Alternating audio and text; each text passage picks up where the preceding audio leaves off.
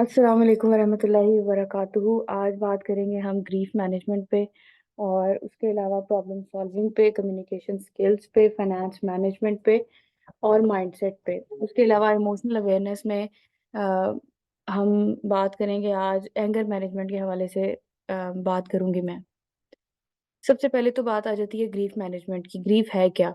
Grief एक बहुत ज़्यादा कॉम्प्लेक्स इमोशन है और इसमें मिक्सचर ऑफ इमोशंस है और इसमें multiple emotions at the same time हम फील कर रहे होते हैं। अब ये कि शादी के बाद ग्रीफ मैनेजमेंट का शादी से क्या लिंक है? तो क्योंकि एक जो लाइफ़स्टाइल होता है या एक पूरा फैमिली होती है, उसको पीछे छोड़ के आ रही होती है एक लड़की, तो फिर क्या होगा कि वहाँ पे ग्रीफ़ ज़रूर हिट करती है। ग्रीफ़ में बेसिकली होता क्या है कि हम हमारा लॉस होता है कुछ ना कुछ। तो क्या होता है, पुरानी लाइफ़ का हमारा लॉस हो रहा होता है। पुरानी लाइफ़ में हमारे साथ फ्रीडम थी, पुरानी लाइफ़ में हमारे साथ और लोग थे और नई ज़िंदगी में हमारे पास और लोग हैं। तो क्या है कि वो जो लॉस की फीलिंग्स होती हैं, वो हमें ओवरपावर कर रही होती हैं, लेकिन वो हम उसको, क्योंकि एक्साइटमेंट भी होती है एक न्यू रिलेशनशिप की और एक नए इंसान को एक्सप्लोर करने की, उसके साथ रहने की, तो हम इसको इनिशियली सप्रेस कर देते हैं। या एट टाइम्स इस तरह होता है कि ये फ़ील भी हो रहा होता है, तो हम उसको नेग्लेक्ट कर देते हैं और या हमें नेम नहीं करना आ रहा होता, हमें समझ नहीं आ रही होती कि ये मेरी फीलिंग्स ऐसी क्यों हैं। तो शुरू-शुरू में तो हनीमून इफ़ेक्ट भी आ रहा होता है, इसको हनीमून हैंगओवर इफ़ेक्ट कहते हैं कि जब भी आप किसी नए डिग्री में जाओ, नए इंस्टीट्यूट में जाओ, नए करियर में जाओ या नई जॉब स्टार्ट करो या नए-नए शादी के बाद आपको नए रिलेशनशिप में एंटर होने की वज़ह से आपको शुरू-शुरू में सब बहुत अच्छा लगता है कि बहुत खूबसूरत है सब कुछ और बहुत अच्छा चल रहा है सब। लेकिन फिर क्या होता है कि वो जब हनीमून पीरियड खत्म होता है, वो हनीमून हैंगओवर इफ़ेक्ट इसे कहते हैं। कि फिर आपको रियलिटी हिट करती है और आप कहते हैं कि ये तो वैसा नहीं है, इसकी वैल्यूज़ मेरे साथ मैच नहीं कर रही, हमारा वैल्यूज़ का क्लैश है। तो जो वैल्यूज़ डिफरेंस होता है, उसकी वजह से कॉम्प्लेक्स इमोशन एक हम एक्सपीरियंस करते हैं, जिसको हम ग्रीफ कहते हैं। उसके अलावा साइकोलॉजिकली, मेंटली भी ग्रीफ हम फ़ील इसलिए भी कर रहे होते हैं क्योंकि हमारा फ्रीडम हम लूज़ कर देते हैं। जो हमारी हम ज़िंदगी में पहले हमारी मर्ज़ी चलती थी और हम जो चाहते थे वो करते थे, वो अब उस तरह से नहीं है। अ, सम डिग्री ऑफ कंट्रोल हमने किसी और को दिया है। जब हमने निकाह पढ़ा, हमने कबूल है कहा, तो फिर इसका मतलब ये है कि कुछ डिग्री ऑफ कंट्रोल हमने किसी के हाथ में अपना दे दिया और अब हमें उसको एडमिट करना है। तो ये एक तो रियलिटी होती है, एक होता है इमोशंस। इमोशंस जो है वो टाइम लेते हैं, माइंड जो है वो फ़ौरन प्रोसेस कर लेता है। तो बिल्कुल इसको इस तरह से समझ लें कि जैसे स्पीड ऑफ लाइट होती है और एक स्पीड ऑफ साउंड होती है। तो लाइट की जो स्पीड है वो बहुत ज़्यादा है। तो माइंड जो है वो स्पीड ऑफ लाइट से काम करता है, लेकिन जो दिल है वो स्पीड ऑफ साउंड से काम करता है, थोड़ा वक़्त लेता है। और वो उस वक़्त लेने में ही क्या है कि हमें मेंटली तौर पे पता होता है कि ये सब रियलिटीज़ हैं और ये सब फेस करना है, लेकिन इमोशनली दिल को थोड़ा वक़्त लगता है, एडजस्ट होने में, समझने में, अंडरस्टैंड करने में। तो क्या है कि अब इमोशंस को समझना ज़रूरी है, उसमें है grief. Grief is the price you पे फॉर लव। जो भी चीज़ आप जिसकी ख़्वाहिश करते हैं, जो आपको पसंद है, जिससे आप मोहब्बत करते हैं, वो आपकी इवन हो सकता है कि वो आपकी रियलिटी में भी ना हो, लेकिन वो अगर आपकी सोचों में है, तो आप उसको जब आपको पता चलेगा कि वो एक्सपेक्टेशंस मीट नहीं हो रही जो आपके ख़्यालों में भी थी, तो फिर आप वहाँ पे ग्रीफ फ़ील करोगे। और इसके अंदर मल्टीपल इमोशंस होते हैं और सबसे पहली चीज़ जो होती है, ये ज़रूरी नहीं है कि ये स्टेप बाय स्टेप हो। एट टाइम्स आपको लगेगा कि आप 6 महीने बाद भी डिनायल में ही हैं और 6-7 महीने गुज़रने के बाद भी आपको लगेगा अभी भी आप डिप्रेशन में हैं, तो ये अनरिज़ॉल्व्ड ग्रीफ़ होती है और इसको हमेशा एड्रेस करें, एम्ब्रेस करें, इसको वक़्त दें। तो सबसे पहली चीज़ होती है कि जी डिनायल। इसके कुछ स्टेप हैं, अगर इसको ग्रेसफुली हम फ़ॉलो करें, इसको समझें, इसको टाइम दें, तो फिर हम सक्सेसफुली एडजस्ट हो सकते हैं किसी भी न्यू एनवायरनमेंट में, किसी भी न्यू रिलेशनशिप में। तो डिनायल में क्या होता है कि शुरू-शुरू में हम ये सोचते हैं कि मतलब अगर मैं याद कर रही हूँ किसी को तो ये तो एक बस सैडनेस की फीलिंग है या मैं सबको मिस कर रही हूँ। जबकि ये ग्रीफ का पहला स्टेप होता है कि हम उसको डिनाय कर रहे होते हैं कि मैं इस टाइम दुःख में हूँ या मैं इस टाइम सदमे में हूँ कि ये क्या मेरी ज़िंदगी बदल गई है। तो फिर क्या है, हम डिनाय करते रहते हैं कि नहीं-नहीं ऐसा कुछ भी नहीं है, ये तो यही तो मैं चाहती थी कि मेरी शादी हो जाए, यही तो हमारी ख़्वाहिश होती है कि शादी हो जाएगी। और हमें एक अच्छा लाइफ पार्टनर मिल जाएगा, तो वो डिनायल में होते हैं। फिर उसके बाद जब आहिस्ता-आहिस्ता जब हमें रियलाइज़ होना शुरू होता है कि नहीं, अब मेरी ज़िंदगी बदल गई है, फिर गुस्सा आना शुरू हो जाता है। फिर गुस्से में क्या होता है, हम कभी किसी पे बिला वजह गुस्सा कर रहे होते हैं, हमें समझ नहीं आ रहा होता कि मुझे गुस्सा क्यों आ रहा है हर एक पे। इवन आपको अपने पेरेंट्स पे, अपनी फैमिली पे, अपने हस्बैंड पे और खुद पे भी गुस्सा आएगा और ससुराल वालों पे भी गुस्सा आएगा। तो लेकिन वो क्या है कि वो ग्रीफ़ का एक प्रोसेस है और उसको अगर आप अंडरस्टैंड नहीं करेंगी, उसको नेम नहीं कर सकेंगी कि ये ग्रीफ़ है मेरी या ये मेरा दुःख है, जो बहुत गहरा दुःख हो रहा है मुझे अंदर से। तो उसको वक़्त नहीं देंगी तो फिर क्या है कि वो भी आपके लिए प्रॉब्लम क्रिएट करेगा। जितना वक़्त लेंगी, जितना इग्नोर करेंगी, रिप्रेस करेंगी, एड्रेस नहीं करेंगी उसको, उतना क्या होता जाएगा कि वो प्रोसेस जो है ग्रीफ़ का वो लंबा होता जाएगा। फिर आप डेढ़ 2 साल बाद भी आपको महसूस होगा कि वो पुरानी ज़िंदगी मेरी क्यों नहीं आ जाती वापस। क्यों? क्योंकि आपने उस ग्रीफ़ के साइकिल को अच्छी तरह से प्रोसेस नहीं किया, उसको वक़्त नहीं दिया। फिर ये है कि जी बार्गेनिंग आ जाती है। बार्गेनिंग में क्या है कि आप चाहोगे कि मैं वापस उस ज़िंदगी में चली जाऊँ, जो मेरी पहले थी। उसके लिए आप क्या कहोगे कि मुझे अम्मी-अब्बू की तरफ रहना है या फिर ये हो सकता है कि आप फैंटेसाइज़ करते रहो कि वो कितना अच्छा वक़्त होता था, कितना उसमें मज़ा आता था और ये क्या है, यहाँ पे तो ज़िम्मेदारियाँ हैं, यहाँ पे तो बात माननी पड़ती है दूसरों की, यहाँ पे किसी को बता के आना-जाना है, मैंने किसी के पास जाना है तो फिर वो जो फैंटेसाइज़ करना शुरू हो जाते हैं कि वो ही वक़्त आ जाए तो कितना अच्छा था। तो फिर ये कि एंगर भी साथ चल रहा है, बार्गेनिंग भी हो रही है, सोचें भी आ रही हैं, बिहेवियर्स भी इस तरह के होंगे, इग्नोर करेंगे या आप क्या करेंगे कि बात करने का दिल नहीं है, बिला वजह गुस्सा आ रहा है। तो ये सब चीज़ें क्या हैं, क्यों? क्योंकि आप बार्गेनिंग के फ़ेज़ में आप अभी खुद को एडजस्ट कर रहे हैं एक नई एनवायरनमेंट में जहाँ पे आपको लग रहा है कि नहीं पिछला वक़्त ज़्यादा अच्छा था। हालाँकि हो सकता है कि पिछले वक़्त में आप शदीद तंग हो, लेकिन प्रेज़ेंट मोमेंट पे आपको लगेगा जैसे वो जन्नत थी और मुझे उस जन्नत में वापस जाना है। क्यों? क्योंकि आपका ग्रीफ़ है या आपका इमोशन है, ये आपकी सोच नहीं है या आपके फ़ैसले नहीं हैं। ये आपका एक इमोशन है जो आपको इस तरह से दिखा रहा है, इस तरह से बता रहा है। फिर उसके बाद आता है डिप्रेशन। डिप्रेशन के फ़ेज़ में क्या होता है आपको जब रियलाइज़ हो जाता है कि नहीं अब तो वापसी का कोई रास्ता नहीं है, दरवाज़े बंद हो गए, अब तो इसी रिश्ते में पूरी ज़िंदगी गुज़ारनी है। यानी आप एक तरह से खुद को फ़ील करोगे कि आप कोलैप्स हो गए हो और आप एक तरह से वो इम्प्रिज़नमेंट वाली फ़ीलिंग आएगी कि बस अब मैं फँस गई हूँ। फिर वहाँ पे डिप्रेशन हिट करता है और डिप्रेशन क्लिनिकल डिप्रेशन की तरफ भी जा सकता है। ऐसे वक़्त में आपको साइकोलॉजिकल हेल्प लेने की बहुत ज़्यादा ज़रूरत है या किसी बड़े से, किसी इमोशनली अंडरस्टैंडिंग इंसान से बात करके इसको रिज़ॉल्व करें। क्यों? क्योंकि अगर इसको रिज़ॉल्व नहीं करेंगे तो फिर प्रॉब्लम्स प्रोलॉन्ग होती जाएगी। इस ड्यूरेशन में जो डिप्रेशन है इसमें सेपरेशन, लड़ाइयाँ, झगड़े पीक पे भी हो सकते हैं जिसमें आप चाहोगे कि बस अब ख़त्म हो जाए रिश्ता। तो ये आपका डिप्रेशन है, ये आपका फ़ैसला नहीं है और इस ग्रीफ़ के प्रोसेस में जल्दबाज़ी के फ़ैसले करने से भी गुरेज़ करें। फिर उसके बाद आता है अगर आप खुद को एक्सेप्ट करें, अपने इमोशंस को एक्सेप्ट करें, कबूल करें कि नहीं ये मेरे फीलिंग्स हैं। फिर इवेंचुअली आप एक फ़ेज़ में चले जाओगे एक्सेप्टेंस की। फिर क्या होगा कि आपको सब अपना लगेगा। आपका हस्बैंड भी आपको अपना लगेगा, घर भी, माहौल भी और नई जगह भी। तो ये इस सारे प्रोसेस को ग्रेसफुली हैंडल क कब कर सकते हैं या कैसे कर सकते हैं, उसके लिए ज़रूरी है कि अपने इमोशंस को रिस्पेक्ट दें, अपने इमोशंस को नेम करें कि ये ग्रीफ़ है और उसको अच्छे तरीके से एम्ब्रेस करके, एक्सेप्ट करके एक-एक स्टेप को माइंडफुली होके के सोच समझ के फ़ैसले करें, सोच समझ के हर स्टेप को ध्यान में रखते हुए अपने फ़ैसले और बिहेवियर्स को अलाइन करें। फिर उसके बाद एक एसेंशियल स्किल है जो आपके अंदर होना बहुत ज़्यादा ज़रूरी है शादी से पहले। ये कुछ बेसिक स्किल्स हैं जो आपको शादी से पहले आनी चाहिए। क्योंकि अगर ये नहीं आएँगी तो आप बहुत ज़्यादा मसाइल का शिकार हो जाएँगी। तो कॉन्फ्लिक्ट मैनेजमेंट आनी चाहिए। कॉन्फ्लिक्ट मैनेजमेंट अब इसमें ये है कि कॉन्फ्लिक्ट क्या है? कॉन्फ्लिक्ट होता है जब भी 2 बातें आपस में टकराती हों तो वहाँ कॉन्फ्लिक्ट आता है। 2 ओपिनियंस डिफरेंस हो सकती हैं, 2 लाइफ़स्टाइल डिफरेंट हो सकते हैं, 2 वैल्यूज़ डिफरेंट हो सकती हैं, 2 सोचें मुख्तलिफ हो सकती हैं। 2 मोहब्बत करने के अंदाज़ मुख्तलिफ हो सकते हैं। ये सारी कॉन्फ्लिक्ट की चीज़ें हैं। तो कॉन्फ्लिक्ट बेसिकली क्या है 2 चीज़ों का इख्तिलाफ़ या 2 चीज़ों का मुख्तलिफ होना। अब क्या है कि अगर आप कॉन्फ्लिक्ट को असर्टिव वे में कम्युनिकेट नहीं करना आता आपको या अच्छे वे में जिसको कहते हैं, बजाय उसके आप गुस्से में आ जाती हैं या बिल्कुल भी अपनी फीलिंग्स या अपनी बात बताने की आदत नहीं है आपको, अंदर दबाने की आदत है, तो बहुत मसाइल आएँगे। फिर क्या होगा दिल में बात बनती फिर एक वक़्त आता है कि वो जब गुब्बारे में हवा बढ़ते रहें फिर एक जब उसकी थ्रेशोल्ड पे पहुँच जाती है कि इसके बाद उसमें मज़ीद हवा नहीं भरी जा सकती तो वो फट जाता है। तो बिल्कुल इस तरह इंसान का दिल है।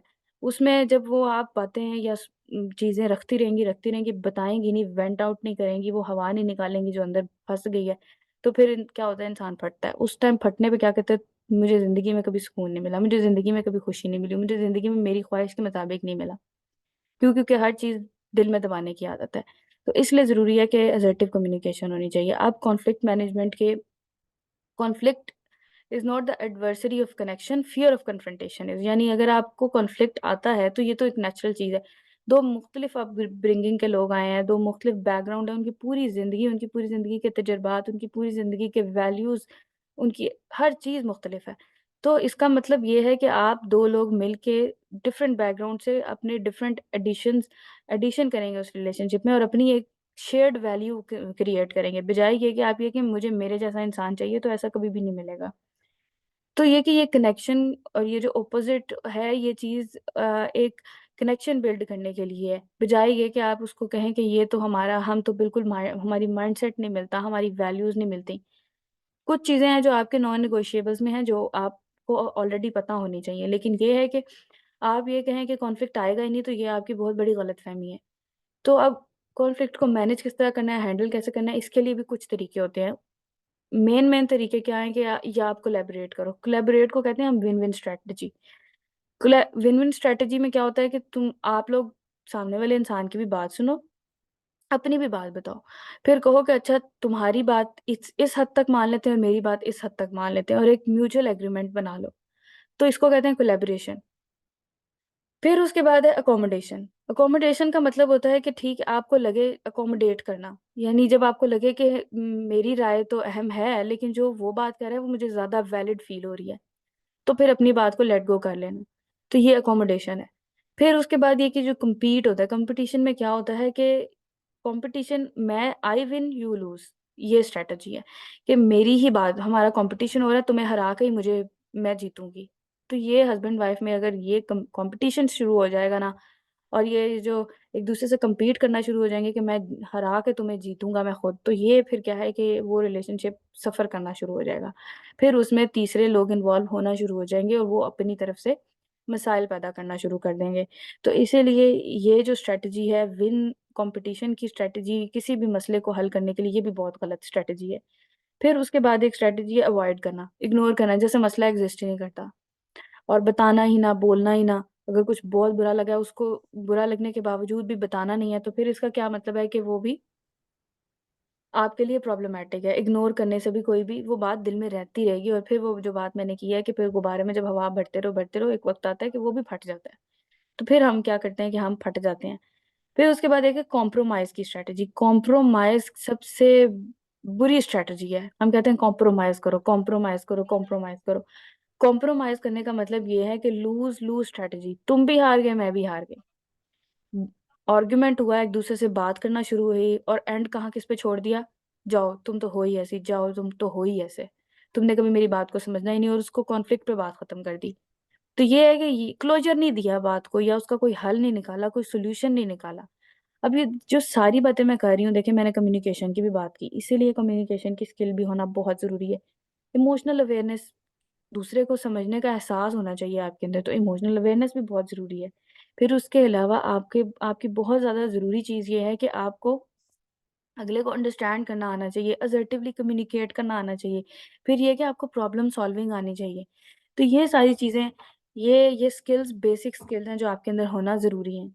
अब ये कि आपको कैसे पता चलेगा कि ये तो मैंने करना है? आप प्रेज़ेंट रिलेशनशिप्स में देखेंगे अपने कि आपको जब कोई बात किसी की आपकी ओपिनियन डिफरेंट होती है, आप एक्सप्रेस करते हैं कि नहीं करते? अगर आप नहीं करते, तो इसका मतलब ये है कि आपकी कौन-सी कम्युनिकेशन है, पैसिव है। कम्युनिकेशन की बात मैं बाद में करती हूँ, लेकिन इन केस अगर आप एक्सप्रेस करते हैं, तो एक्सप्रेस करते हुए आप किस तरह से उस कॉन्फ्लिक्ट को या उस डिफरेंट ओपिनियन को बताते किस तरह हैं? आप कोलैबोरेट करते हैं कि हाँ, देखें आपकी बात इस हद तक ठीक है, लेकिन मेरा जो पॉइंट ऑफ व्यू है वो इस हद तक ठीक है, या कॉम्पिटिशन करते हैं कि मैं बहस में जीत के ही रहना है और तुम तो हो ही गलत। फिर उसके बाद या ये करते हैं अवॉइड, आप बात ही नहीं बताते या अपना पॉइंट ऑफ व्यू ओपिनियन ही नहीं रखते। फिर उसके बाद ये कि अकोमोडेट, हाँ, आपको लग रहा है मेरी बात अहम थी लेकिन उसकी वैलिड ज़्यादा है, तो फिर ठीक है, अकोमोडेट कर लो।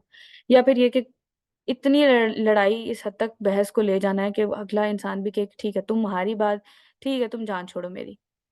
तो वो लूज़-लूज़ स्ट्रैटेजी है, वो कॉम्पिटिशन है और वो क्या है कि कॉम्प्रोमाइज़ भी बिल्कुल गलत स्ट्रैटेजी है, ये भी आपने बिल्कुल भी अपनी ज़िंदगी में नहीं रखनी है और आज से देखना है कि आप कर रहे हैं इनमें से कौन-कौन सी स्ट्रैटेजी यूज़। ये कॉन्फ्लिक्ट मैनेजमेंट में है। एक और चीज़ जिसका ख़्याल रखना ज़रूरी है कि जब भी स्पाउसल रिलेशनशिप में आपने, क्योंकि आपने काफ़ी हद तक एक-दूसरे के साथ रहना है, लॉन्ग डिस्टेंस रिलेशनशिप बहुत रेयर होते हैं, इन केस होते हैं, तो उसका एक डिफरेंट सिनेरियो है। उसमें भी चाहिए कि अगर एक दिन की लड़ाई है, तो उसी रात को सोने से पहले-पहले आपने उसको रिज़ॉल्व करके सोना है, प्रॉब्लम को सॉल्व करके सोना है। उस कॉन्फ्लिक्ट को उस पे इकट्ठा म्यूचुअल सॉल्यूशन लेकर सोना है, कोलैबोरेट करके, अकोमोडेट करके उसको सोना है। अवॉइड नहीं करना, ना कॉम्प्रोमाइज़ करना है कि चलो मेरी ज़िंदगी अब मुझे गुज़ारनी ही है इसके साथ, और ना ही आपने कॉम्पिटिशन में पड़ना है कि इसको तो मैं हरा के ही रहूँगी। तो ये अगर माइंडसेट आपका है ना, तो फिर आप अगले इंसान को बहुत डैमेज करेंगे। तो ये जो होता है कॉन्सेप्ट के लड़के लड़कियों को डैमेज करते हैं, ऐसा नहीं है, लड़कियाँ भी डैमेज करती हैं अपने इमोशनल रिएक्शंस की वज़ह से। तो आपने एक-दूसरे को डैमेज नहीं करना। अब है इमोशनल अवेयरनेस। अब स्टिमुलस और रिस्पॉन्स के दरमियान एक स्पेस होती है, और वो स्पेस क्या है कि हम क्या है, हमारा रिस्पॉन्स क्या है। स्टिमुलस क्या होता है कि जो कुछ भी हुआ, ए, बी, सी, इसको हम कहते हैं कि ए कुछ हुआ, बी हमारा बिहेवियर और सी उसके कॉन्सिक्वेंसेस। तो यानी जो हमारी जो फ्रीडम है ना चूज़ करने की, कि हमने क्या रिएक्ट करना है, वो हमारे पास है। हमारे पास फ्री विल है। हम चूज़ करेंगे कि हमने किस तरह से बिहेव करना है। ये एक इमोशनल रिएक्शंस या इमोशनल अवेयरनेस या इमोशनल रेगुलेशन का एक बेसिक रूल होता है कि आपका ज़िंदगी का जो कंट्रोल है या रिमोट है, वो अपने हाथ में है, बजाए किसी और के हाथ में। अगर कोई आपको गुस्सा चढ़ा रहा है, तो आप गुस्सा कर क्यों रहे हो? क्वेश्चन ये नहीं है कि वो गुस्सा चढ़ा रहा है या वो प्रोवोक कर रहा है, क्वेश्चन ये है कि आप रिएक्ट क्यों कर रहे हो? तो यानी मसला ये इसमें नहीं है कि उसने कोई बात की, मसला इसमें कि तुमने रिएक्ट क्यों किया? तो तुम्हारे अंदर इतनी ज़्यादा कौन-सी सेंसिटिविटी है कि तुम उस तरह से रिएक्ट करते हो? तुम्हारे अंदर कौन-सी इनसिक्योरिटी है कि तुम इस तरह से रिएक्ट कर रहे हो?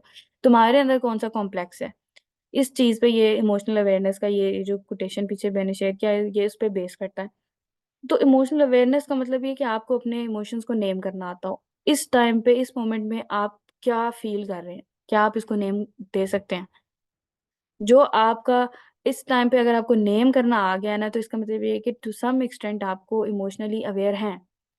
तो जब भी किसी कॉन्फ्लिक्ट के अंदर या रिलेशनशिप में जब डाउन फ़ील कर रहे हो, मोस्ट ऑफ द टाइम आपको अ, वो अप एंड डाउन फ़ील होता रहेगा। तो जब अप होगा तो उसमें तो ऑब्वियस है कि खुशी फ़ील होगी, एक्साइटमेंट फ़ील होगी, ठीक है? लेकिन जब डाउन फ़ील कर रहे होंगे तो तब क्या-क्या आ सकता है? ग्रीफ़ का जैसे मैंने बताया वो हो सकती है, सैडनेस हो सकती है, एंगर हो सकती है, डिप्रेशन हो सकता है, डिनायल हो सकता है, एंगर हो सकता है। तो ये सारी चीज़ें हेल्पलेसनेस हो सकती है। उसके अलावा हो सकता है आप ऑब्सेसिव लव का शिकार हो जाएँ अपने हस्बैंड से। पॉसेसिवनेस जिसमें फ़ील होती है, जेलसी फ़ील होती है, एंगर होता है, हेल्पलेसनेस होती है, पावरलेसनेस होती है। तो ये सारी चीज़ें हैं, तो ये इन सबको नेम करना आना ज़रूरी है। तो अगर आप नेम कर लेते हैं तो आप हैंडल करना भी उसको आसान हो जाता है। तो आपको अपनी अभी राइट नाउ आपको पता होना चाहिए कि आपकी स्ट्रेंथ्स क्या हैं, वीकनेसेस क्या हैं। क्या आप प्रोन हैं इनसिक्योरिटी की तरफ, इनसिक्योर अटैचमेंट की तरफ या पॉसेसिवनेस की तरफ, जेलसी की तरफ। तो इसका मतलब ये है कि शादी के बाद भी कहीं न कहीं चांस होगा, और होता भी है। इसमें इतना ज़्यादा वो खुद को परेशान करने की या इस पे इतना ज़्यादा फ़िक्र करने की ज़रूरत नहीं है कि मैं कहीं ऑब्सेसिवली अटैच ना हो जाऊँ। क्यों? क्योंकि आपने एक-दूसरे के साथ रहना है, तो वहाँ के डायनामिक्स और होते हैं, और वहाँ पे आपके कंट्रोलिंग जो होता है बिहेवियर, उसके भी डायनामिक्स और होते हैं। वहाँ पे कोई सफ़र नहीं कर रहा होता। आपने एक-दूसरे को ओनरशिप में आना होता है, एक-दूसरे को ओन करना होता है। तो वो इतना एज़ सच उस तरह से नहीं होता जैसा हम पहले फ़ील कर रहे होते हैं अपनी शादी से। मैं ये एंड पे आंसर करती हूँ। फिर उसके बाद ये है कि हम अपने इमोशंस को अंडरस्टैंड करने की कितनी कोशिश कर रहे हैं, खुद को बेहतर से बेहतर बनाने की कितनी कोशिश कर रहे हैं। फिर ये कि हम दूसरों के इमोशंस को किस तरह रिएक्ट करते हैं उन पे। अगर कोई इंसान एम्पैथाइज़ नहीं करता, या अगर आप दूसरों के इमोशंस के साथ एम्पैथाइज़ नहीं करते, या अगर वो वीक शो कर रहा है, आपके आगे वल्नरेबल हो रहा है, आज के वक़्त की बात कर रही हूँ मैं। अगर वो आपके सामने वल्नरेबल होके अपनी कोई वीकनेस बता देता है आपको, फॉर एग्ज़ाम्पल जैसे अगर कोई आपसे अटैच है और वो आपको बता देता है कि मैं तुमसे अटैच हूँ, और आप उसको आगे से मतलब रूड बिहेव करके उसको बताते हो कि तुम वीक हो या तुम्हारे अंदर ये मसला है या मुझे तंग ना करो। तो इसका मतलब ये कि आपके अंदर भी मसला है। आपको इमोशनल मैनेजमेंट नहीं आती, आपको इमोशनल रेगुलेशन नहीं आती, आपको एम्पैथाइज़ करना नहीं आता। लेकिन इस डिफरेंस को मेंटेन करना ज़रूरी है कि कहीं एम्पैथी के चक्कर में या दूसरों के एहसास के चक्कर में आप मैनिपुलेट तो नहीं हो रहे। ये डिफरेंस मेंटेन करना, ये जानना ज़रूरी है, ये आज के रिलेशनशिप में होगा। लेकिन आज के रिलेशनशिप को आपने 100% अपने हस्बैंड वाइफ के रिलेशनशिप के साथ 100% नहीं कोरिलेट करना। क्यों? क्योंकि वहाँ पे उसके डायनामिक्स हो रहे हैं। अगेन मैं बार-बार बात कर रही हूँ। वहाँ पे अगर आप पॉसेसिव भी फ़ील करेंगे तो आप अगर बताएँगे तो वो आपका हक है। आप ओनरशिप में हैं एक-दूसरे की। हाँ, लेकिन अगर आप कहेंगे कि मेरे इमोशंस ये हैं और मैं ये ऐसा फ़ील कर रही हूँ, इसलिए तुमने अब क्या करना है कि तुम अब कुछ और नहीं करोगे जो मैं कहूँगी उसके अलावा, या तुमने अब कुछ भी मेरी मर्ज़ी के बगैर नहीं करना। वहाँ पे कंट्रोल गलत साइड पे चला जाएगा, एक्सट्रीम पे चला जाएगा। तो ये बैलेंस मेंटेन करना ज़रूरी है, वो आज से हमने करना है। लेकिन अपने इमोशंस को अगर ऑन नहीं करेंगे, अपने इमोशंस को रिस्पेक्ट नहीं देंगे तो फिर बहुत मसाइल आएँगे। तो ये जो जेलसी, ये नेगेटिव इमोशंस की जो मैं बात कर रही हूँ ना, इनको भी एक्सेप्टेंस देनी ज़रूरी है। इनके लिए भी कंपैशनेट होना ज़रूरी है। तो ये सेल्फ कंपैशन बहुत ज़्यादा ज़रूरी है। ये सारे क्वेश्चन्स के मैं आंसर देती हूँ एंड पे। तो ये जो कंपैशन है, ये बहुत ज़रूरी है अपनी ज़ात से, और अपनी इनसिक्योरिटीज़ को ओन करें। ठीक है? तो ये जो शादी के बाद है कि माँ-बहन से क्यों वो ज़्यादा बात कर रहा है, मेरा हस्बैंड अपनी बहन के साथ ज़्यादा क्यों रहता है या अम्मी के पास क्यों बैठता है, ये सारी चीज़ें इनसिक्योरिटी कुछ हद तक नेचुरल हैं, कुछ हद तक फ़ील करना नॉर्मल है। लेकिन इसकी बेस पे अगर आप कहें कि हर एक से कट ऑफ कर दो, तो फिर वहाँ पे ये प्रॉब्लमैटिक है। इसका मतलब ये है कि आप अपने इमोशंस को इस हद तक डिलूज़नल हो गई हैं, उन इमोशंस में ऑब्सेस्ड हो गई हैं इतना कि आपको सही और गलत की समझ नहीं आ रही। तो उस पीक तक पहुँचने से पहले-पहले खुद को हैंडल करना, खुद पे वर्क करना ज़रूरी है, और उस पीक पे हम तब पहुँचते हैं जब हमारी सेल्फ एस्टीम लो होती है। क्योंकि हमें लग रहा होता है कि हमारी अपनी कोई सेल्फ वर्थ नहीं है और हम टोटली दूसरे पे डिपेंडेंट हैं। तो ये इसलिए ज़रूरी है कि अपनी सेल्फ वर्थ, इसीलिए मैंने कहा था कि बेसलाइन हमारा सेल्फ एस्टीम है। तो जब हमारी सेल्फ एस्टीम पे हमारा वर्क होगा, हम अपनी सेल्फ एस्टीम पे वर्क करेंगे, ओन करेंगे खुद को, तो फिर ये चीज़ें हमारे लिए आसान भी हो जाएँगी। फिर एक चीज़ होती है इमोशनल रेगुलेशन। इमोशनल रेगुलेशन का मतलब ये होता है कि इमोशंस को हैंडल किस तरह करना है। तो इमोशंस को हैंडल करने के मल्टीपल वेज़ हैं। इसमें सबसे ज़्यादा प्रैक्टिकल वे जिसको समझा जाता है वो ये है कि अपनी 5 सेंसेस इन्वॉल्व करें। मसलन गुस्सा आ रहा है तो उस टाइम पे गुस्से को ठंडा करने के लिए या तो क्या होता है कि आप उस जगह को छोड़ दें। अगर उस जगह को नहीं छोड़ सकते ग्रेसफुली, तो फिर वहीं पे बैठे रहें। अगर आपको लग रहा है कि इस टाइम आप पोलाइट वे में जवाब दे सकते हैं, तो ज़रूर दें। पैसिव होने की ज़रूरत नहीं होती। लेकिन अगर आपको लगता है कि आपकी आवाज़ ऊँची हो जाएगी या यहाँ पे खदशा है कि थोड़ा बाउंड्री से क्रॉस हो जाएगी बाउंड्री, तो फिर वहाँ पे आपने उस वक़्त नहीं जवाब देना, उस कुछ वक़्त के बाद जवाब देना है। क्यों? क्योंकि वो नहीं देंगे तो वो फिर अगेन इमोशंस पेंट अप होना शुरू हो जाएँगे। तो ये है कि सेंसेस को इन्वॉल्व करें। उस वक़्त वहाँ पे बैठे-बैठे आप ऐसा करें, सामने जो आँखों के जो चीज़ें नज़र आ रही हैं, उस 10 चीज़ों को नेम करना शुरू कर दें। फिर कानों में जो 5-6 आवाज़ें पड़ रही हों, उस पे ध्यान देना शुरू कर दें। फिर उसके अलावा जो साँस के ज़रिए जो खुशबू आ रही है या कोई स्मेल आपको फ़ील हो रही है, उस पे फ़ोकस करना शुरू कर दें, या अपने साँस पे फ़ोकस करना शुरू कर दें कि मेरे बेली ब्रीथिंग मैं किस तरह कर रही हूँ। इस पे फ़ोकस करना शुरू कर दें। तो या अपने टच के सेंसेस को यूज़ करें कि आपके हाथ में जो आपको फ़ील हो रहा है या बॉडी पे कहीं पे बॉडी स्कैनिंग या बॉडी फीडबैक पे फ़ोकस करना शुरू कर दें कि इस टाइम मेरी बॉडी में मुझे कहाँ दर्द हो रही है, इस टाइम मेरी बॉडी में मुझे गुस्सा कहाँ फ़ील हो रहा है। तो ये है कि ये इमोशनल रेगुलेशन की कुछ टिप्स होती हैं कि जब किसी भी गिवन मोमेंट पे आप नहीं एक्सप्रेस कर सकते असर्टिव वे में, तो फिर वहाँ पे किस तरह से खुद को हैंडल किस तरह से करना है। फिर उसके बाद ये है कि anger management. No one makes you angry, you decide to use anger as a response. तो यानी ये वो अगेन बात है कि आपको कोई गुस्सा दिलाता प्रोवोक ज़रूर करता है, लेकिन आप गुस्से में जो बिहेव करते हो, ये टोटली आपकी अपनी रिस्पॉन्सिबिलिटी है, आपका रिएक्शन है। इसमें हमें देखना ये होता है कि हमारे अंदर परफेक्शनिज़्म की टेंडेंसीज़ तो नहीं है। हम हर किसी से परफेक्शन डिमांड करते हैं, किसी को गलती का मार्जिन नहीं देते, इसलिए भी गुस्सा आता है हमें। ये एक चीज़ ये होती है कि हम कंट्रोल करना चाहते हैं हर एक को, हर चीज़ को। उसकी वजह से भी ये गुस्सा आता है। तो हमें बेसिकली पता होना चाहिए कि हमारे ट्रिगर क्या हैं, हमें क्या चीज़ ट्रिगर करती है। ये सारी चीज़ें माँगती हैं वक़्त, और वक़्त हमें खुद को जब तक हम नहीं देंगे, हमें समझ नहीं आएगी हमारी ज़िंदगी में हमारे साथ क्या हो रहा है। तो इसीलिए जब कभी गुस्सा आए, जबकि अपनी एक डायरी छोटी-सी बना लें, जो सिर्फ़ आपकी मी डायरी होगी या मी टाइम वाली डायरी होगी, उसमें अपने बारे में जो पता लगे वो लिख लें। इवन एक साइकोलॉजिस्ट हैं, उनके मुताबिक तो ये है कि जो आपका रिएक्शन, जो रिस्पॉन्स होता है या किसी के बारे में जो नेगेटिविटी आप फ़ील करते हो या किसी के अंदर देखते हो, वो भी आपकी सेल्फ रिफ्लेक्शन के काम आ सकती है। तो ये है कि ये सारी चीज़ें आपकी सेल्फ रिफ्लेक्शन के काम आती हैं और ये तब आती हैं जब आप फ़ौरन अपने मोबाइल में या अपनी डायरी में वो लिख लें ये चीज़ कि मुझे ये बुरी क्यों लगी उसके अंदर?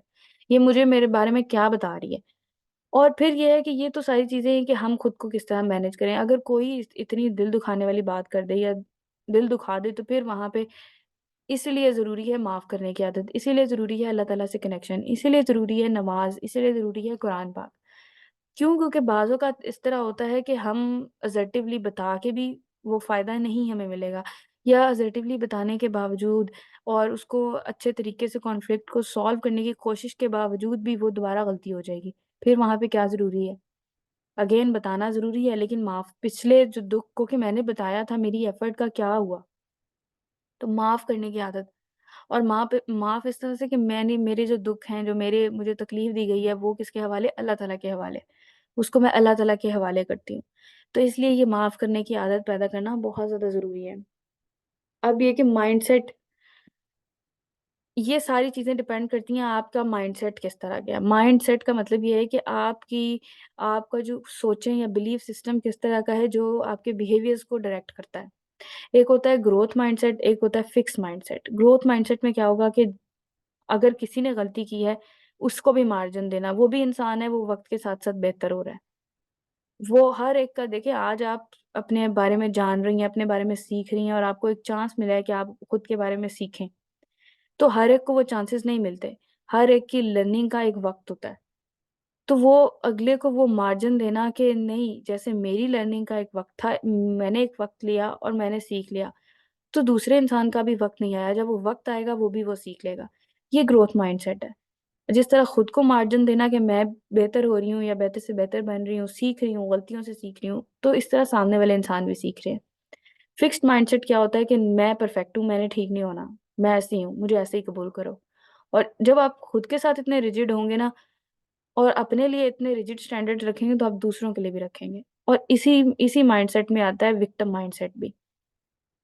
तो विक्टिम माइंडसेट में मैंने क्या कहा था कि हर चीज़ में खुद को मज़लूम बना लेना। ये आपकी ज़िंदगी में आपको कभी ग्रो नहीं करने देगा, आपको ज़िंदगी में कभी आगे नहीं बढ़ने देगा, कभी आपको माफ़ नहीं दूसरों को करने देगा, कभी आपको कुछ बुरे वाक़यात को भूलने नहीं देगा। तो ये जो माइंडसेट है विक्टिम माइंडसेट और फिक्स्ड माइंडसेट, इससे आपने छुटकारा पाना है। अब कम्युनिकेशन की ये बात कर रही थी कि कम्युनिकेशन कन्फ्यूजन और क्लैरिटी के दरमियान डिफरेंशिएट करती है। अब जब तक आपको अच्छा कम्युनिकेट करना नहीं आता, आप कॉन्फ्लिक्ट भी नहीं रिज़ॉल्व कर सकते। आप तब तक अपने इमोशंस नहीं बता सकते, आप तब तक सामने वाले इंसान के इमोशंस को भी नहीं नेम कर सकते, अपने भी नहीं और दूसरे के भी नहीं। मसलन जो गुस्सा है, इसमें मोस्टली गुस्सा हमारा सबसे आसान इमोशन है। हम सबसे आसान हल हमें लगता है गुस्सा कर दो। लेकिन जो पीछे क्या है, गुस्से को तो कहा जाता है कि ये आइसबर्ग है, यानी जिसके नीचे बहुत बड़ी बर्फ है और ऊपर वाली एक टिप जो है वो गुस्सा है। तो गुस्से के पीछे तो बहुत बड़े इमोशंस और बहुत कॉम्प्लेक्स और बहुत ज़्यादा इमोशंस होते हैं, बल्कि ईज़ीएस्ट वे है। डिप्रेशन में भी गुस्सा हम शो कर देते हैं दूसरों पे। उसके अलावा ये जैसे ग्रीफ़ की मैं बात कर रही थी, उसमें भी हम गुस्सा शो कर देते हैं। गुस्सा हमारा आसान तरीन हल है। किसी से हम पावरलेस फ़ील कर रहे हैं कि हमारी ज़िंदगी पे हमारा कंट्रोल नहीं है अब रहा जैसे पहले था। हम हेल्पलेस फ़ील कर रहे हैं, उस पे भी हम गुस्सा करना शुरू हो जाएँगे। तो गुस्सा हमारा आसान तरीन इमोशन है, लेकिन हमें ये पता होना कि जो मैं इमोशन इसके पीछे का इमोशन क्या है, उसको नेम अगर हम कर सकते हैं ना, तो फिर इसका मतलब ये कि हम दूसरों को भी अंडरस्टैंड कर सकते हैं। अगर वो मेरे पे गुस्सा कर रहा है, सामने वाला इंसान, तो वो क्यों कर रहा है? बजाय ये कि हम अंडरस्टैंड करें दूसरे को, हम हमारी 100 मोस्ट ऑफ द टाइम 100% हमारी एक्सपेक्टेशन यही होती है कि हमें क्यों नहीं किया जा रहा अंडरस्टैंड। मैं नेक्स्ट भेज रही हूँ लिंक, ये वाला लीव करके नेक्स्ट लिंक जॉइन करें।